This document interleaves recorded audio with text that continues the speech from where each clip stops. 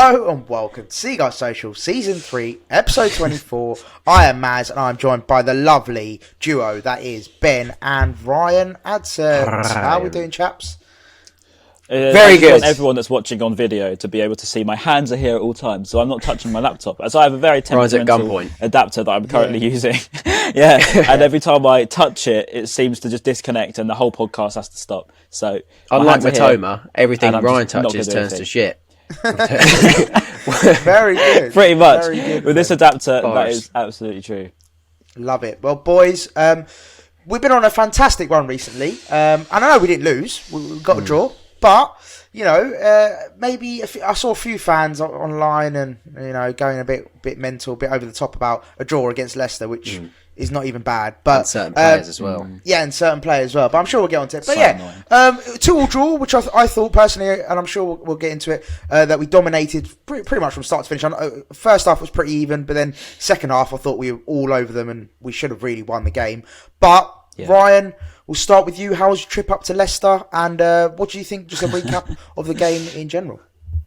My trip up to Leicester wasn't up to Leicester, luckily, so it's down to Leicester. But it was good. Of course. It was, the very lucky cheat code that is. But yes, no, it was decent trip, actually, to be fair. But no, the game itself, where we were sat, was very lucky. Because last season, I was a bit too far away. I don't like being right at the back, but I don't like being right at the front. So luckily today I picked it quite nicely of being sort of bang in the middle. But no, it was good. It was a good day out. But then I guess, I don't know, you're always disappointed because you don't win the game nowadays. Because I think I said it to my dad. I said, look, that we've set the standard so high that we're just used to dominating football and winning games, and now that we're not winning a game, it's almost like you can see where this almost fake meltdowns come from on Twitter. It's mad, really. The standard's so high, you know. But I can't be too disappointed because we were losing the game 2-1 up until sort of pretty much the last minute. So look, we've got to take the positives and move on, haven't we, Graham? But no, it's definitely a lot of positives to take.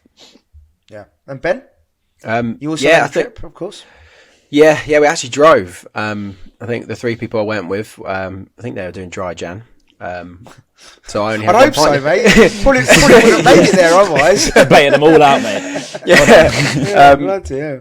Yeah, we only had 1 pint, which was, you know, it's a good away day. It's actually nice to come back feeling fresh.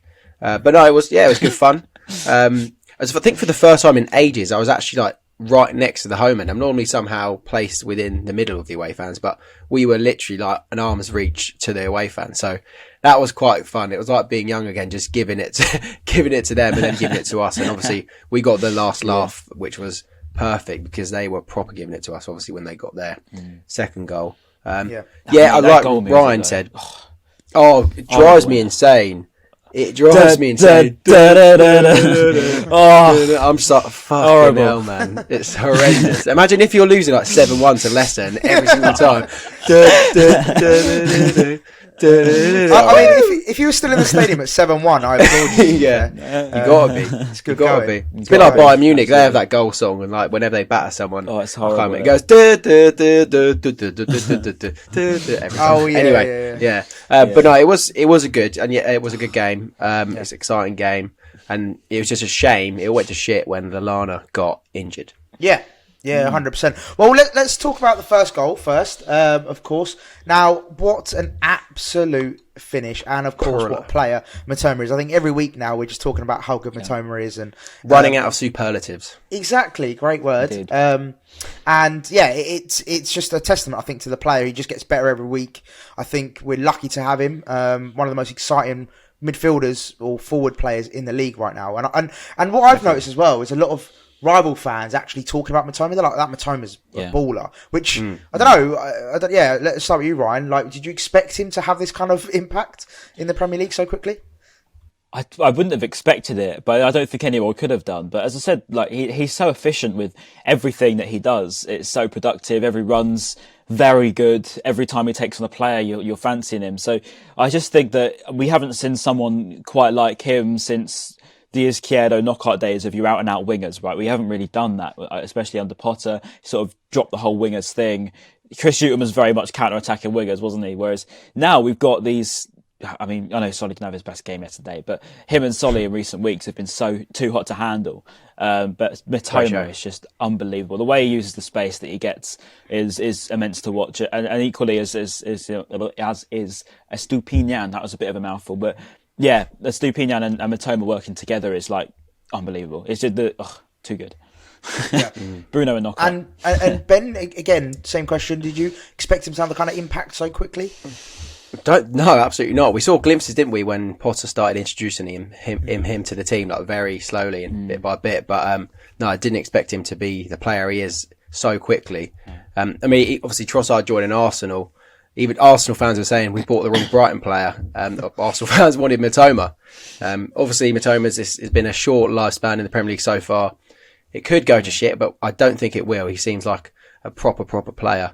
And obviously on Trossard's departure, and obviously Mitoma coming through, this was the first game since Trossard's official departure, and there were a couple new songs that I heard. And one of them was, okay, I'll just sing it. So it goes, who's that man from Argentina? Who's that man we all adore? Ali Mack is his name, and he scores a goal again. And we won't be mentioning Trossard anymore.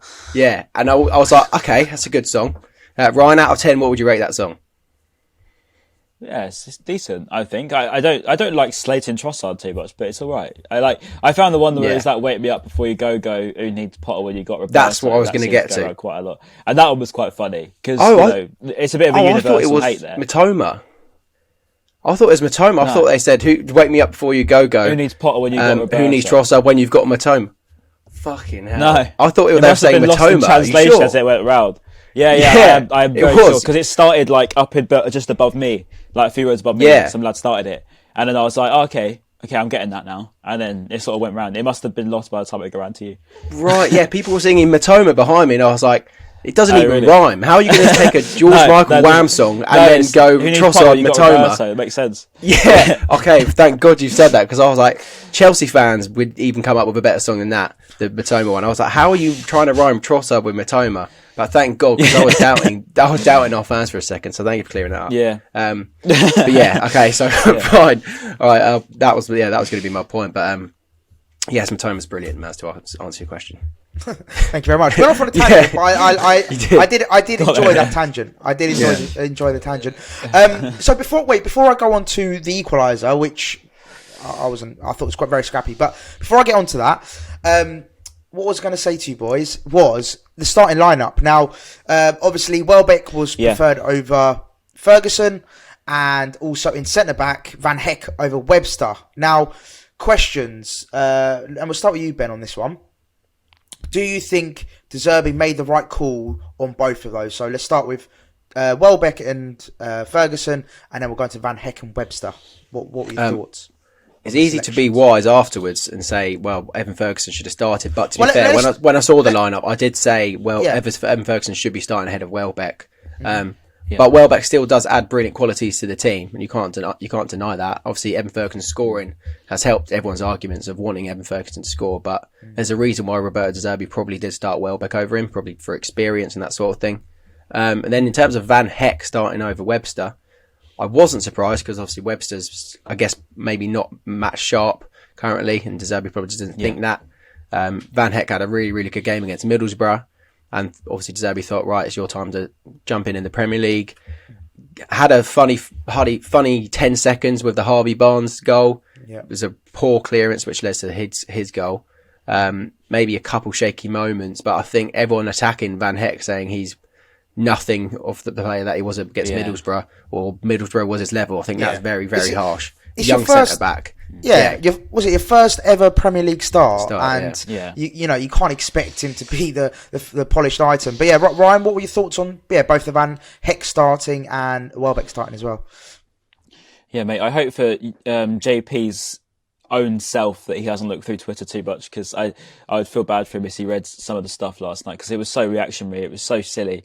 I mean, to call him out, like, you know, I know that he did go missing for that second goal, and you can put the blame down to him for leaving his man, but he's going to know that himself. He's going to kick it himself, and he watches the replays of that. He's going to be saying, oh my God, what have I done now? I'm completely sleeping. Fine, right, it's a mistake, and you expect it. He's his first game ever, as you say, and you can't be too critical on him. And as I thought before the game, I was quite happy with it. As you say, Webster's been out for such a long time that it wasn't a surprise to see him not match fit enough to be able to start. Especially at Leicester, it's a bit of a curse one for us, isn't it? The King Power, we never seem to win there anyway. So, it's not like something I can really hold against him for not winning against Leicester and costing us a goal, because look, it's just a tough one. But I think with Ferguson, yes, managing his minutes, he's 18 years old and all that. But, I get the reasoning behind it, but it's so clear to see that he's just levels as a forward. I mean, as he comes on, the way he took that header was he has Welbeck's qualities and more, doesn't he? Because he has, like you said, definitely. He links up well, like Welbeck does,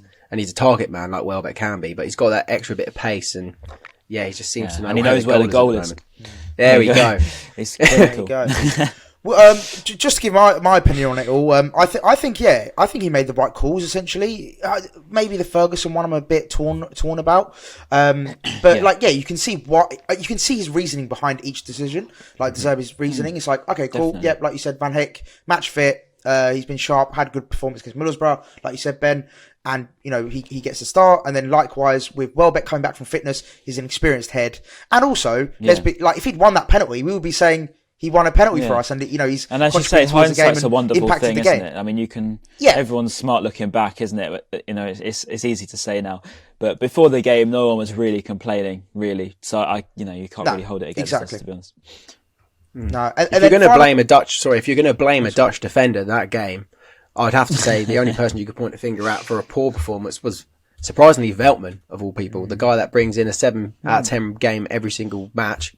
I think he didn't really perform to his level. I did find that move quite strange, actually, Ben. Like, why we didn't have what's his name, Billy Gilmore, come in. I don't get Billy Gilmore's situation. I find it really odd because taking out Lallana, he was running that game up until when he went off, and then to lose him was so obvious. And I thought, if you're going to replace him with anyone, surely a like for like at that point in the game was probably the best move. But I know it's easy to say again in hindsight, and De Zerbi knows a lot more about football.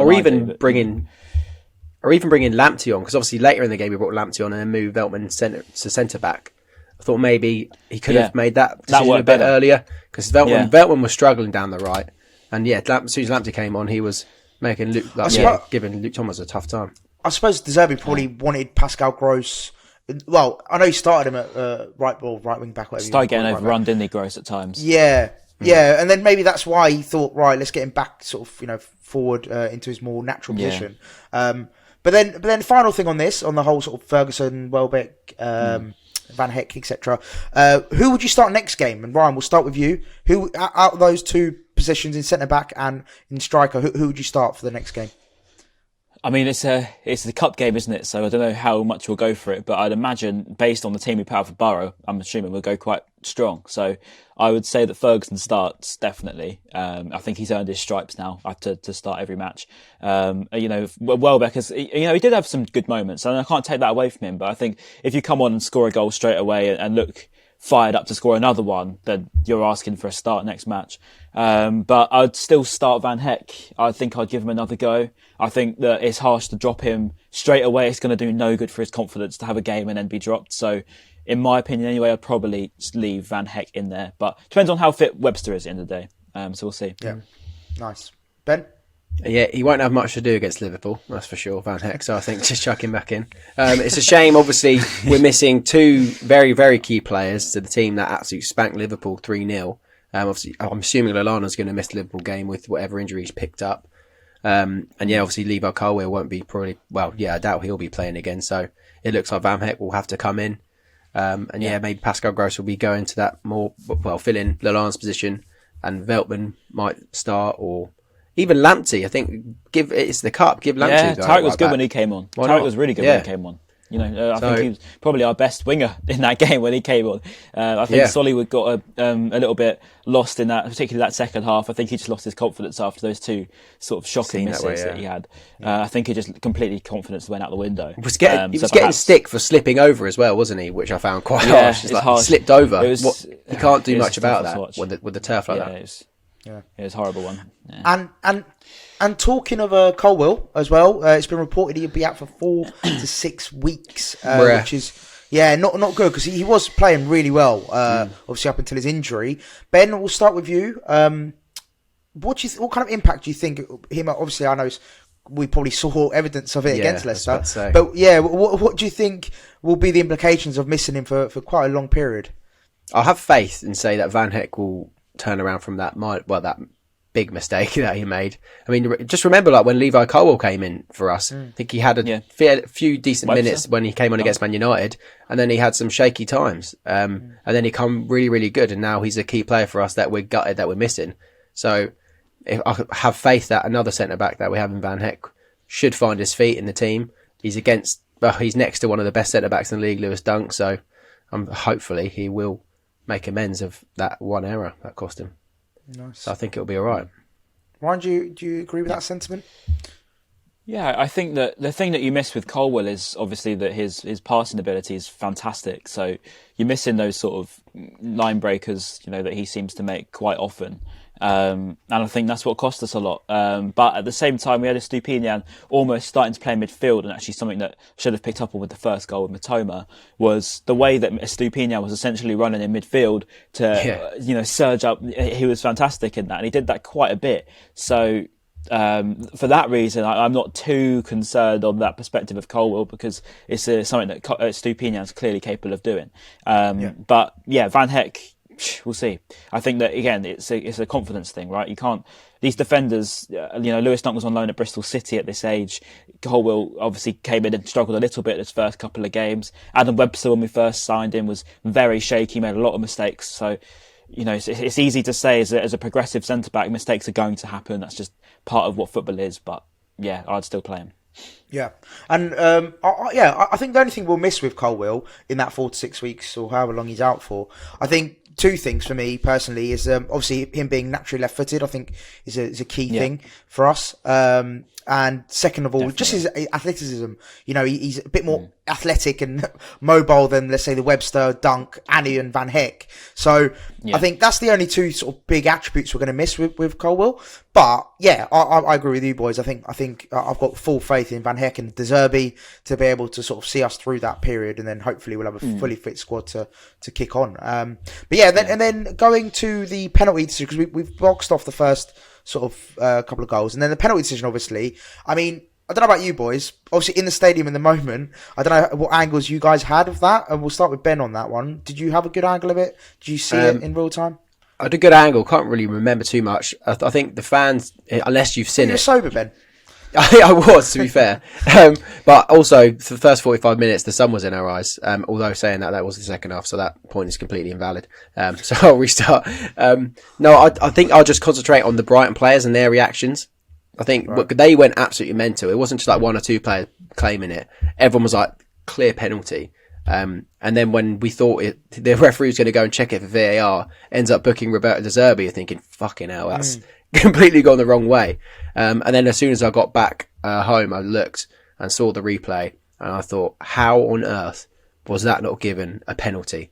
That is the biggest robbery. And I saw the Soccer Saturday lads, all of them in the studio are going penalty, penalty, penalty. And I think it was that Scottish striker. He was reporting on it, and he was like, "Oh, they've not given the Chris Boyd." He's like, "Oh, they haven't given the penalty," and everyone just went, "What? How on earth is that not a penalty? It's absurd. I cannot believe we were robbed of that."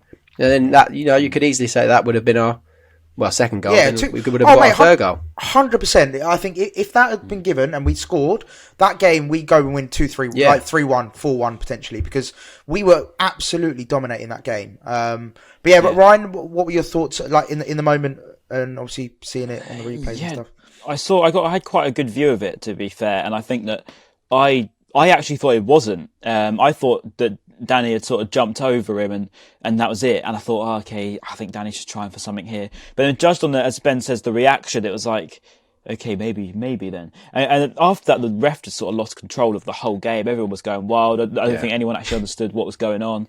And then I was just a bit like, just someone get control of this. I don't even know what's going to happen anymore. Just sort this out. And it just became a bit of a mess. De Zerbi got booked.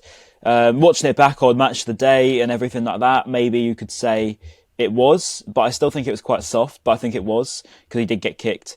I think none of the ball and all of the man. I don't know. That's got to be a penalty. Yeah. In the modern day, it's a pen. Yeah. And talking of a mess, Ryan, with the referee situation, obviously VAR as always in the limelight. There's recently, I don't know if you boys saw it. They are now going to be introducing in the, I believe it's one of the competitions. FIFA Club World Cup. FIFA World Cup. That's World it. Club. They're going to be introducing communication with the fans and the referees. So the referee's going to be mic'd up, and we're going to know what's being said during VAR. Now, I thought that was really interesting when I heard about it, because I was like, okay, great, because that's what we've all been screaming out for, is the communication for when they go to VAR. It's like, right, what's being said? Why has that decision been given in that instance, etc., etc. So hopefully that goes really well. They trial it goes really well, and hopefully it comes to the Premier League. Because I think, to go to your point, Ryan, about it being, chaos. Talking to Nunes in a week's time, it's going to be, it's just chaos, and no one knows what's going on. And there's no communication between the referees, VAR, and the fans, especially in the stadium. I think that's the key thing. In the stadium, you're always looking at the screen, or you don't know what's going on, and you're like, why? But obviously, people at home have got the lucky to see replays, and they get a bit more of context. But everyone in the stadium's like, what the hell's going on? Like, but being able to hear it will be so good. Like, the referee will be held accountable so much more, because you'll be able to hear the conversation of. So let's say if the referee did have to go and look at the screen, you'd always hear the referee say why he doesn't think it is. And obviously we'll still disagree with it because it was a penalty, but it'd be great to actually hear his opinion as to why. But they don't come out and people have even always said, like, referees should do post-match interviews and get interviewed on some of the decisions they've made, or good decisions or bad decisions, and they should be able to speak about it like a player or a manager would. But they don't. They make a poor decision, and then they just get to referee the next game next week without anything anything bad. And it's just no clarity over it either. I don't even understand half the stuff that they give, and I know that they come out and clarify everything, but there's just too many rule changes and mistakes along the way to make me understand anything now. So a bit more clarity is needed. But to be honest with you, I'm not convinced that the talking to the thing's even going to work, because I know what it's like, and it's just going to become a bit of a mess. Because whenever something tries to get implemented to the Premier League, it seems to be the worst version of the concept that they can think of. You'll hear De Zerbi going mental. I can't wait to see that. Just no, the whole because do you know what they'll have to do? They'll have to do on a delay, like a 5 second delay, because obviously what they'll have to do is bleep the swear words if there is any. Added times. Unless they've got that's a very good point. We were talking about it on the way home as well. Yeah, so just going forward, before we wrap up sort of the game and go on to a few other things that we want to discuss. Of course, we've discussed the Van Hecke lack of concentration, which we've gone through. But then finally, the final goal. And Brian, you've mentioned him a few times now, but Estupinan, and I've got a question that I want to ask you both on Estupinan. Yeah, he's been incredible the last couple of months now, 3 months. Well, actually, basically since he signed, I think he's been brilliant throughout. I know, Ryan, about a month ago, you had a few doubts, which I think a few other fans did as well. It wasn't just you on your own. That first game, he was a bit like... he was a bit trying too much, I think. You could tell he was quality, I said at the time. But I think he was just almost... He was almost like, I'm a Champions League player and I'm going to try and do so many tricks, and it sometimes is a little bit too much, but he seems to have just narrowed that out of his game, and it's just complete professionalism now. 100%. And I think just from like that point and to now, he's just come on leaps and bounds, got better every game. It's like, who thought when we sold Cucurella that we were going to have a ready-made replacement to come in and just, essentially have an upgrade. So my question, and we'll start with you, Ben, is he one of the leading, and I know we sort of always do this, compare them to like other players in the league, but do you think he's one of the best left back or left wing backs in the Premier League right now? And like, how far do you think his ceiling is? Like, how better can he get? Or is this sort of the level you expect? I think he can get better. I do think he can get better. Where he ranks in the league, I'm trying to think of some full-backs, left-backs that will be better than him at the moment. It's quite tough. I mean, if you look at the classic clubs of the Man Uniteds and Cities and all that lot, some of their full-backs aren't really in the best of form at the moment. You could argue Zinchenko's been very, very good when he's played for Arsenal. But he's definitely, I think he'd definitely be up there. Maybe top 4 left backs, if that's not mental to say, in the Premier League at the moment. I think his ceiling is potentially playing for a club that does play in the top 4 or top 6. He'll probably be, maybe in a season or two, he'll be on that list. Like us, please. He'll be in the Fabrizio Romano tweet saying Chelsea put in an £80 million bid for him probably in a couple of seasons. I think that is maybe his ceiling. But he's a terrific player, and one of the best left backs of the league at the moment. Terrific little player. Terrific. And Ryan, would you agree with Ben's comments? Yeah, I think top 3, to be honest. Again, I don't know if it's just the way that we seem to have our systems always seem to complement our players the best, and they play out of their skin for us. But you look around at the moment. Haaland's got a hat trick, by the way, just come up. Mad as always. Get in. But sorry, sidetrack. But the way I look at it is Cucurella. Look, we got rid of him, and he was our player of the year last year, right? And we thought that there was no way we could get better than him. But then he didn't really get picked for that Spanish squad, and we were always a bit like, how come? And that noise is back again. I just had that then. It's gone now. Yeah, it's gone now. Thought I'd just stop that in case it was bad for the viewers, but I'll continue.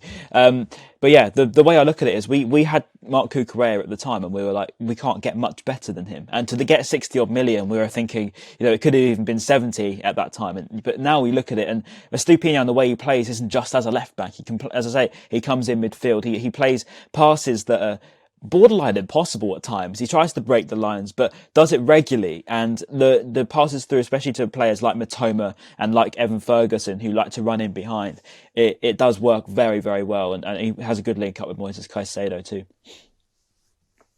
Yep. Oh, Ben, you're on mute, mate. Ben, you're on mute, mate. So what? That's classic. What an assist for Evan Ferguson's goal though, as well. Brilliant cross. Yeah. Yes. Incredible. And a great header from Ferguson as well. Yeah. Where do you rank him? Yeah, though, I can't big him up enough. I think I've listened to Ryan. Yeah, I could probably say even. Yeah, but instead of saying top 4, I'd probably say top 3. I'm really struggling to think of a left back that's better than him at the moment. Well, that's the thing. It's like you look, like you said, Ben. If you look at the top clubs, I'm struggling to think like an Andy Robertson at Liverpool, out of form. Cancelo out of form. Cancelo. Well, I don't think he's out of form, to be fair, but he's just not playing him for some. He's not as good as him. When he has played, he has been pretty poor. Yeah. Who did you say, Ryan? Yeah, you've got Man United's Luke Shaw. He's better than Luke Shaw. Oh yeah. Who else you got? Can't even think now. What other I think Luke Shaw's probably up there at the moment. The one that's standing out to me, and he's not a left back, but if we're talking about full-backs, I think Rico Lewis at Man City obviously is playing very well at the moment, but he's super young. He's still up and coming. He's not proven. But if you're talking about full-backs in general, but no, I'd put him. Like I said, I'm struggling to think of any other left back, so I'd put him top 3, top 5 easy. I don't think there's any better ones out there at the moment, unless we're just going mind blank. And I'm sure if do you know what, if whoever's listening and watching in the comments, let us know if there is anyone better at left back in the Premier League at the moment, or where you think Estupinan ranks. But there you go. Right, and then so just to sort of summarise on the game, then 2-2. I thought personally we absolutely dominated the game. I feel like we should have got 3 points, but Leicester, hit us. They took their chances, to be fair. They were quite clinical when they got a chance. And I suppose we just, obviously we had 2 mistakes, really, wasn't it, from us? Yeah, 2 mistakes. Yeah, first one was scrappy, and obviously we know what happened with the Van Hecke situation on the second goal. And they just took their chances, and we were just, we were unlucky, I suppose. It was one of those games where we could easily won, but just one of those. But days, to see a worldie like that from Mitoma, that was special. That was I think everyone was celebrating before it went in the top corner. Didn't they? Everyone just went it's like ballistic. that extra thing that you didn't know he could do, if you know what I mean. Like we know he's a great dribbler. We know he's a great runner. Yeah. We know he's great on the ball. We know he can cross. We know he can do pretty much everything. Can he shoot from outside the box? Yeah, he can. He can head the ball. You know what I mean? So I don't know. Yeah. Can he head the ball? Wolves away, he can. No, it's a Gary Neville thing about Mason Greenwood. No, I know. I've seen it before. All right. He definitely can't head the ball, Mitoma. Yeah. And then so going on to the transfers obviously is still 8 days left, 9 days left of the transfer window. Yep. And of course, the only one let's start with departures first. Obviously, Trossard, we all know, is confirmed, gone. Bye. Yeah, bye. Just quickly, boys, we'll start with Ben. Yeah, do you think it's a good move for us? Good move for Arsenal. And do you think we made the right decision in selling him, and also the £27 million fee as well, which I thought was fantastic. 27 mil in the bank. Tony Bloom's having a wank. It was a great deal for both parties, really, because they needed a player like that, someone that can come off the bench. He will be a bench player. I'll be surprised if he isn't, because of the way all of their front three are playing at the moment. Well, the team's been in 10 minutes, won't they? We'll have a look at that. If we're still on in 10 minutes time, we'll see if Trossard starts. They will have known. They will have known the result by now. By the time they're watching this, to be fair, he might have scored. Who knows? Imagine that. It's a great deal for him. It's a great deal for him, I think, and for us, brilliant. Like, yes, he has 6 months remaining. Could have extended it, but why would you extend it when he wants to leave? So yeah, it's a brilliant deal for all parties, and happened really quickly. As a great deal. Pleasure doing business with you, Arsenal, once again. Yeah, and Ryan. It's a good deal for everyone, isn't it? Really, as you say, we got our money. He got his move. We knew he wanted to go to Arsenal from the beginning, so it's not a surprise to see him go there. Arsenal have got what they needed. They've got their backup forward, I just think that we've all just sort of come away with a smile on our faces, I'd say. I think that, it's frustrating the way that Trossard left, and don't get me wrong, I would have liked it to end in a better circumstance, but at the same time, things happen. It's football, innit? It's modern football these days. We should expect agents to get carried away and force moves for players nowadays. So, look, let's say he got his upgrade. He got what he wanted. He's at a big club. He has the potential to win a Premier League, and I'm happy for him. And I hope he does do well there. I haven't got any sour feelings towards him. As I say, I know it ended poorly, but we move on with it. And I'm not too upset unless he obviously comes out and slates us. But it's all good. On the way he left, a little birdie told me in the know. Come on, let's hashtag it. So someone told me that when he left training early, it's because he said he had like a issue with his knee or something like that. So then he left training early to go into the doctor's bit or whatever, had a scan, and they said there's no issues. So when De Zerbi found out, and he was obviously saying, no, there is an issue, and all the doctors were saying there's no issue. So that's when he left early, without being told he could leave. I thought it was his calf, De Zerbi. I think it was a calf thing, but it wasn't actually an issue with when they had a scan or whatever. Yeah. And obviously that led to the. Oh my god, that was a horrendous beat. Maz, what's happening to your? Maz's mic has messed up like 4 times. I don't even know what's going on. That's right, I've muted it. And then so then obviously Lallana had the bust up with him as well. We learnt that Lallana was the player that he had the bust up with, which is interesting, and it shows how much of a leader Lallana is for our club. Love Adam. And it's great to see. And obviously the impacts when he left against Leicester, you can see how much of a leader he is, and how much we're working well without him. I think with Trossard, for me, was the way he left was not good. Like, leaving the country, your agent coming out and speaking badly about the club. Like, it did end on a very sad note, and I don't condone that behaviour, because then also it sets a bad precedent to other players. It's like, well, if he's done that to force a move, I'm going to do the same, and like just people around you and all that kind of stuff. But on the playing side and as a player, and I think he did have a genuine love for the club. Like, I don't think he left, like Ryan says, left. He was a stroppy guy, but any bad feelings. I think that's just him. I don't know. I think it's just him. Yeah, I always said I don't know how to read Trossard. He's just a bit of a grumpy guy, but I don't know. No, exactly, and I feel like with him, it was a real shame how he conducted himself, or him and his agent conducted themselves when they were leaving. But all the time prior to that, the memories he gave us, the goals he scored, the performances, some of the performances, I know he's inconsistent at times, but most of the time he put in some really good performances for us. So like Ryan, I don't have any ill feelings towards him. I think it's a great move all round, really good deal for us, and it fills a hole for Arsenal in their sort of supporting Martinelli and Saka in those kind of forward positions. So I think a fantastic deal all round. But going on to incomings, we have signed the Swedish. Is he a midfielder, forward player? The green midfielder. I think we will sign him. Yeah. Ayari. Yassin Ayari. I believe he's coming in for a medical this week, I believe. That's all right. The reports are true. So a midfielder. I'll be honest, I don't know much about him. I just know that I've read a few things about him, and apparently he's made his international full senior international appearance already, which is, I mean, for any 19-year-old to make their appearance so young, I think. Did it at 18, I think. Impressive, full squad level. Yeah, so I mean, it shows that he's a very good player. I think he's very highly rated in the Allsvenskan league. So I'm excited about him. Boys, do you know much more? I know Ben's probably done his FIFA scouting. Actually, I haven't. I need to have a look at my Football Manager stats and see what he's saying. But I thought it was quite funny. Some of the Arsenal fans were saying, they were like, "How Brighton had already signed Trossard's replacement." I just thought that was quite funny with everything that's going on. We're getting memed hard. Like, that guy's jokes are loving us at the moment. Yeah, I know, it's class. Yeah. But I don't know too much about him, to be fair. He looks cool. so he must be good. Ryan, you're probably. He's got a cool name, so he must be all right.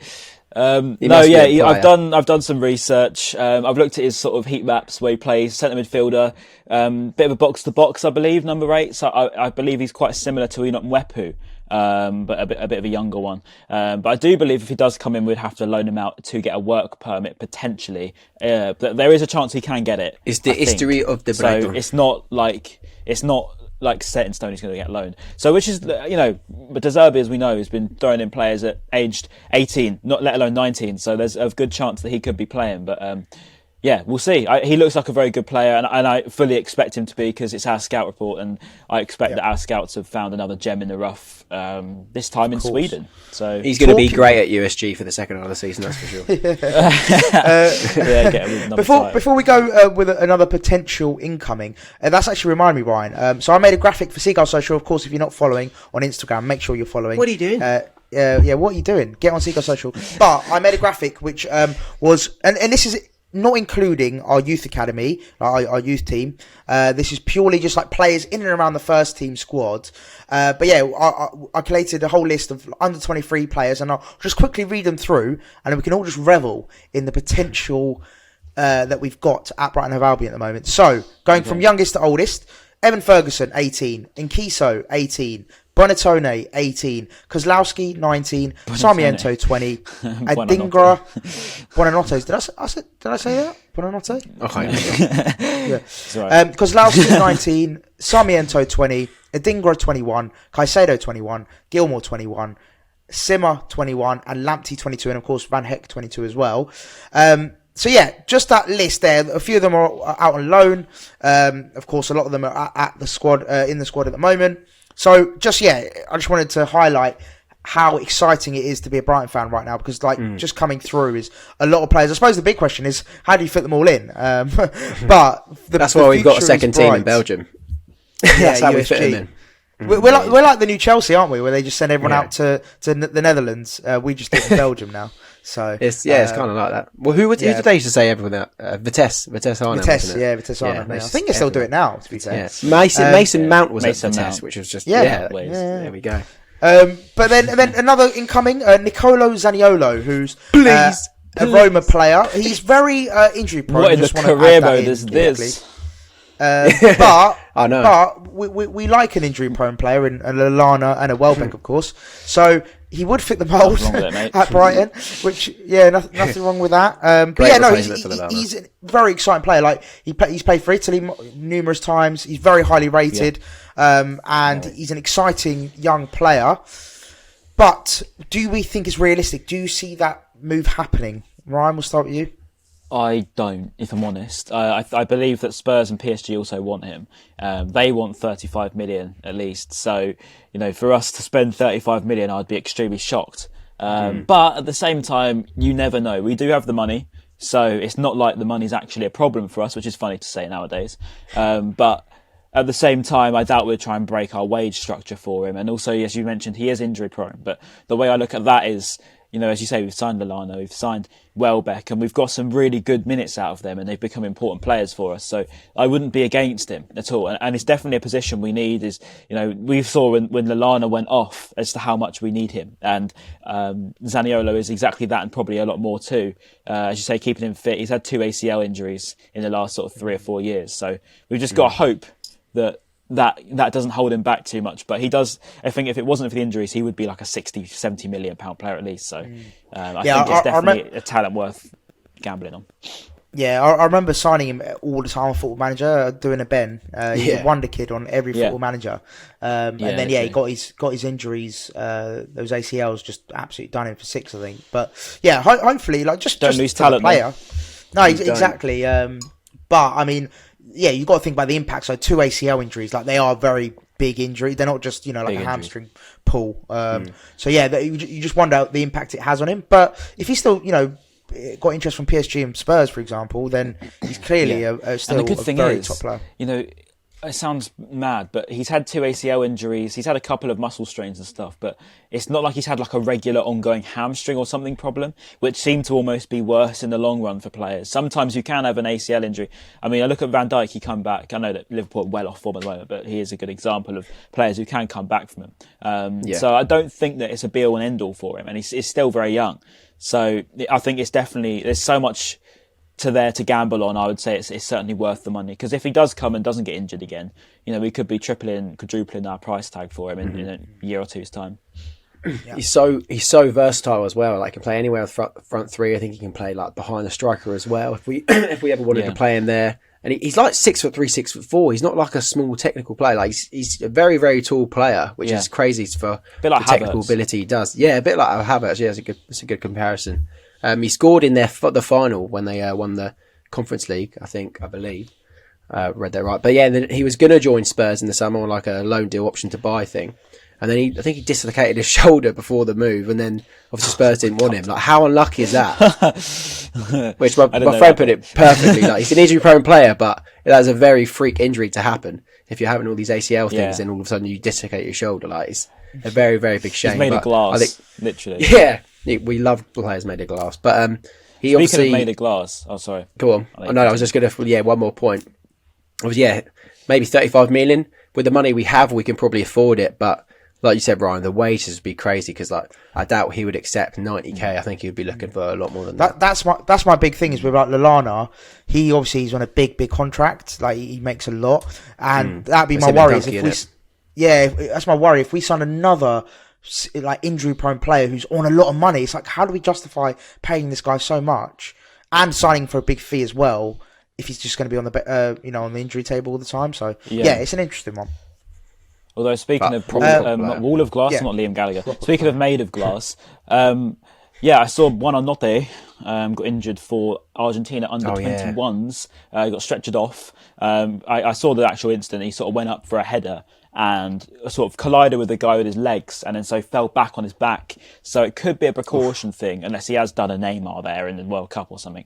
But it looks like it could be precaution. I don't know if there's any more updates. I saw it late last night. He's back with the squad now, isn't he? So they said that he got the all clear. Yeah, he got the all clear. He's back with the squad. Oh, thank God for that. Yeah, okay, nice one. I didn't see that. Okay, cool. Yeah. That was terrifying. I was like, really? That's so unlucky. We just signed him. Yeah. And sorry, completely off topic as well, but kind of reminded me of that.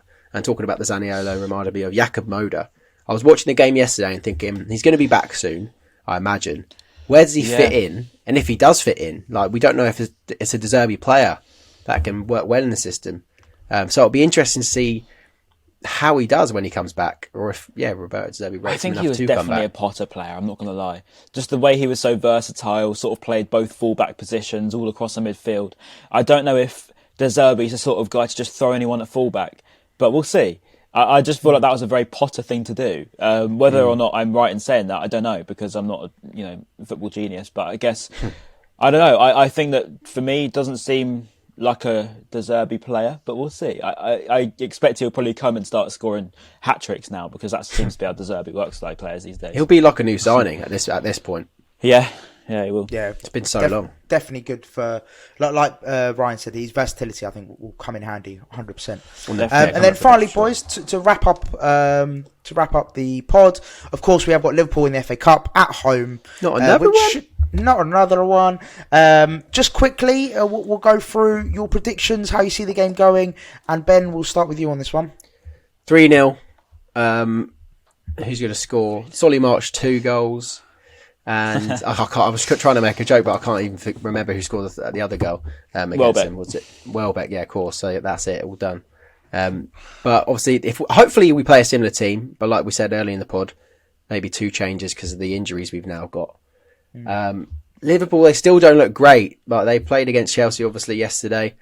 Wasn't a very good match. They didn't really show too much. Cody Gakpo seems like he's learning how to play football with Darwin Núñez in front of goal. Weird.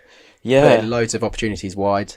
So they're still struggling in front of goal, but they do have the chaotic Núñez, who might be the difference for them this time coming to the Amex, because obviously they didn't have him when we beat them 3-0. So I don't expect too much change. I still am quite confident. And when we were talking about who would get between Wolves and Liverpool, we actually said that we probably prefer to get Liverpool at this point. rather than Wolves. Mainly because of how we played against them a couple of weeks ago, but also because they're probably a team that's more out of form than Wolves. So I'm still confident that we could progress through. Result. Yeah. I've just checked, by the way, and Trossard is on the bench. Just letting you know, he is on the bench. Nice. So we won't be seeing a Trossard start, unfortunately. As expected. But no, I agree with that, Ben. I think Liverpool, I don't fear them as much at the moment, just because of how many injuries they've got, the form they're going through. A lot of factors. It seems like they're just not going through a good spell at the moment, and we were very convincing against them just the other week. So I'm hopeful for another repeat performance, and hopefully we can imagine winning the FA Cup. That would be huge. That would be massive. Yeah. Just imagine beating Liverpool back to back alone. That would be insane. Imagine just that. We could just say we haven't beaten them at home in 60 odd years, 70 years, whatever it was, and then we go and beat them twice in a row. That would just be insane. 61 or something like that. Mad. That would be. That would be incredible to go far in the FA Cup and win it. That'd be incredible. And Ryan, what are your thoughts on the game, and how do you see it going? I don't know, because it seems like a lazy opinion to say it'll be a different game, because I feel like that's just everyone saying it. The only thing I do worry about is obviously Lallana will be out. McAllister's got 5 yellows, hasn't he? Which means he's going to be out of the league. I don't believe he'll be out of the FA Cup. That doesn't count, does it? I think you're right. I think you're right. So that means he will be playing. So I don't know. Yeah, as you say, maybe Gilmore perhaps for Lallana. I don't know whether he fancies Gilmore anymore. So we'll see what he does with midfield. But I'd like to see us go for a strong team and just prove that we can do it again, and it wasn't some sort of anomaly, fluke thing. And Brighton beat Liverpool and its normal service resumed. I mean, the way that Liverpool looked against Chelsea was pretty poor. So I'd like to think we can actually just go there and beat them again. Depends on what sort of team they put out. But I'm gonna go. Are we going to score predictions? Yeah, go on, go for it. Let's do it. All right, I'm going to go with a 2-0. I don't reckon we'll get 3 this time, but we'll get 2. And it's going to be a good day. Nice. Fair enough. Ben? I think it will be a lot of it, our form will be down to Mitoma, because if Solly March goes missing like he did against Leicester, we'll be very reliant on him, because he seemed like the only guy that was creating chances against Leicester. Sarmiento? And he got, potentially. But Mitoma got the better of Trent so many times a couple of weeks ago. And I don't see why he won't be doing that again. Unless Trent suddenly studied the arts of defending against Mitoma, there's no chance that he's going to become a better right back in the space of 2 weeks, I don't think. So, and I have full confidence that Mitoma will still be very, very good come Sunday, sorry. Yeah. So I think it will be, 2-0 as well. 2-0 Brighton. Yeah, nice. I'm going to go 2-1. I think they'll score. I think for some reason, I don't know why I've got it in my head like Nunes will score or something if he plays. Oh God, yes, good shout actually, Darwin Nunes. 2-1. I think 2-1. Yeah, Cole will not be in there as well. 2-1, I reckon. But yeah, I'm confident as well with that. And of course, boys, right? Yeah. But final question before we wrap up. It's going to be the 29th until we play next, so that'll be very close to the transfer window closing. We'll start with you, Ryan. Give me one signing if you want to think that we need it, but give us one signing that you'd like to see completed by the end of the transfer window. Let's think. I mean, I think that Colwell's here to stay. I actually have it in my head that we're going to keep him. So really interesting. Yeah, I do. I don't know why. We'll see. I do manifesting it, mate. Perhaps it is. But so my point was, I was going to say, it's potentially another centre half because obviously Colwell's out, and I do worry about that position. Whether De Zerbi still fancies Matvienko from Shakhtar. Clearly was one that the Athletic bigged up quite a bit a couple of months ago. Ayari looks like he's coming in anyway. I would love Zaniolo, I've got to be honest. He would be a fantastic signing. I know that imagine the statement. Great, but it would be a statement. And it would be nice for us to make a statement as well. Yeah, you see like Bournemouth making good signings as well. And, clubs below us are starting to strengthen, so maybe going into the latter stages of this season to definitely consolidate that top 6 if we want it. I think we need to perhaps go for someone that's quite a statement, especially using Trossard. You need a bit of a talisman there. So, I would say a Zaniolo or the Shakhtar defender Matvienko. It would be quite a nice signing as well. Nice. Ben? Yeah, I'd have to agree. But it's not looking good. I know we've still got a few days left. it just seems very, very quiet. And I think the Zaniolo one was only like a tier 2 source if you run with your sources like that. True. But being linked with players like that, it just shows that maybe we are in the market for that sort of player and that sort of caliber of player. Because I can't remember the last time we were linked with a player and we actually knew his name. So it's quite something to actually be linked with a player that people know. And yeah, I just think we do need to make one big statement signing. I think the opportunity is there to get Europe this season, and it'd be such a shame if we don't strengthen now. Even if they're not like big name now, just have that talisman would be important. I think is the point. Like even if they are a 19-year-old that costs us 8 million, I still think someone, if they're going to come in and score 6 or 7 goals from now until the end of the season, I think it is important losing Trossard. Yeah. No, agreed. And get him replaced. I don't have a name, so to speak, but I think for a position that I'd like to be signed by the end of the transfer window is definitely striker. And I know Ferguson's, balling out, and I think he's the one to lead the line. But you get one injury to Welbeck, which is 99.9% going to happen. And then let's say Ferguson does get injured or suspended, then we're left with Undav, who's been out of favour, who's not really, shown the qualities that we probably like to see from him, and potentially might be going out on loan, who's been linked out to go to a few clubs. I think he needs a loan. Yeah, who are we left with? That is my thing. So I definitely think a striker is key. I would love to just strengthen that department. But yeah, agreed. I think if you put anyone, goalkeeper, centre back, midfielder, like all those positions. Centre back midfielder, I'd say is our most needed. I think it is definitely. There might be summer signings. I think. Yeah, losing Wepu, Lallana, they're big figures. Trossard, I think that we need that midfield sorted out. And I think De Zerbi said the same. A left-sided centre-back would be nice, but I think that we could even stick with Colwell. But yeah, it's that in-between spot, isn't it? But I guess Webster, if he comes back... We shall see. Yeah. I don't know. Midfield. I'll stick with that. Midfield. We will see. All right, chaps. Absolutely smashed it. As per usual. Comments down below. What are we going to go with today? Sign some players! Oh, what about... what about... I saw it's not actually... Yeah, we could go with that. Or I saw it was quite a funny gag on socials. Someone said it was like... it was all... Oh, it was like a Mark Albrighton joke. It was like we were all winning and then... It was all Mark Albrighton. Yeah, it was all Brighton. It was all Brighton. Yeah, it was all Mark. Yeah, just put all Brighton, but spell it all Brighton as in like Mark Albrighton. Yeah. That's good. Right, we'll go with that. Comments down below. We'll go with that. Lovely stuff. That could even be the pod title. It was all Mark. There you go. It was all Brighton. Yeah, maybe. Who knows? Yeah. We'll see. We can think of it off pod. Yeah, I think that'll probably be best. Right, chaps, it's been an absolute pleasure. We have been your hosts, Maz, Ben, and Ryan. Please do like, comment, and subscribe. It really does mean a lot, and we do appreciate it. And of course, if you're listening to this on Apple or Spotify, leave us a little, 5-star review, or do all that good stuff. It really does help. We really appreciate it. Thank you so much, and we'll see you after the Liverpool game. Peace.